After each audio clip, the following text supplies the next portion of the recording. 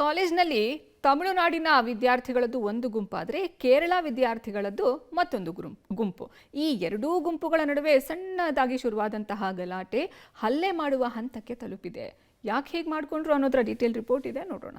College ವಿದ್ಯಾರ್ಥಿಗಳ ನಡುವೆ ಡಿಶೂಮ್ ತಮಿಳುನಾಡಿನಿಂದ ಹುಡುಗರನ್ನು ಕರೆಸಿ ಹಲ್ಲೆ. ಕೇರಳ ಸ್ಟೂಡೆಂಟ್ಸ್ ಮನೆಗೆ ನುಗ್ಗಿಸಿ ಹಲ್ಲೆ. ಕೋಣನಕುಂಟೆಯ ಕಂಬತ್ತಹಳ್ಳಿ ಮುಖ್ಯ ರಸ್ತೆ ಹವಾಮಾನ ನಗರದಲ್ಲಿ ಬಾಡಿಗೆ ಮನೆ ಮಾಡಿಕೊಂಡು ವಾಸ ಇದ್ದ ಕೇರಳ ಸ್ಟೂಡೆಂಟ್ಸ್ ಟಿ-ಜಾನ್ ಕಾಲೇಜಿನಲ್ಲಿ ವಿವಿಧ ಕೋರ್ಸ್ನಲ್ಲಿ 4ನೇ ಸೆಮಿಸ್ಟರ್ ವಿದ್ಯಾಭ್ಯಾಸ ಮಾಡಿಕೊಂಡಿದ್ರು.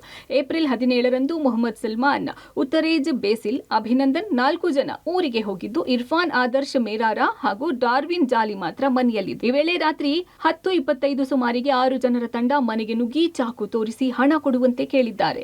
ನಮ್ಮ ಬಳಿ ಹಣ ಇಲ್ಲ ಅಂತ ಹೇಳಿದ್ದಕ್ಕೆ ಅವರ ಬಳಿ ಇದ್ದ ಚಾಕುವಿನಿಂದ 3 ಮೇಲೆ ಹಲ್ಲೆ ಮಾಡಿ ದ್ವಿಚಕ್ರ ವಾಹನ ಹಾಗೂ 4 ಮೊಬೈಲ್ ಕಿತ್ತು ಪರಾರಿಯಾಗಿದ್ದಾರೆ.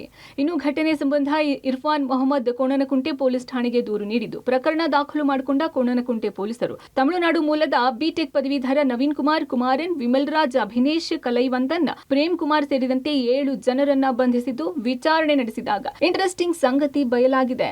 ದೂರುದಾರ ಇರ್ಫಾನ್ ಮೊಹಮ್ಮದ್ ಹಾಗೂ ಆರೋಪಿ ಅಭಿನೇಶ್ ಒಂದೇ ಕಾಲೇಜಿನಲ್ಲಿ ವ್ಯಾಸಂಗ ಮಾಡ್ತಿದ್ದಾರೆ. ಈ ವೇಳೆ ಕಾಲೇಜಿನಲ್ಲಿ ಸಣ್ಣ ಪುಟ್ಟ ವಿಚಾರಕ್ಕೆ ಗಲಾಟೆ ಆಗಿದೆ.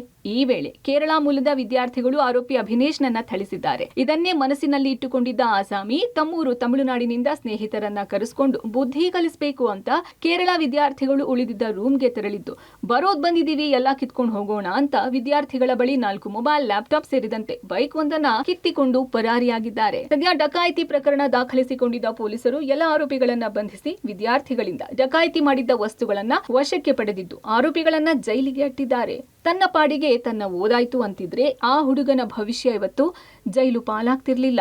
Narasimhamurthy, Gavinagamangala, crime bureau, Public TV.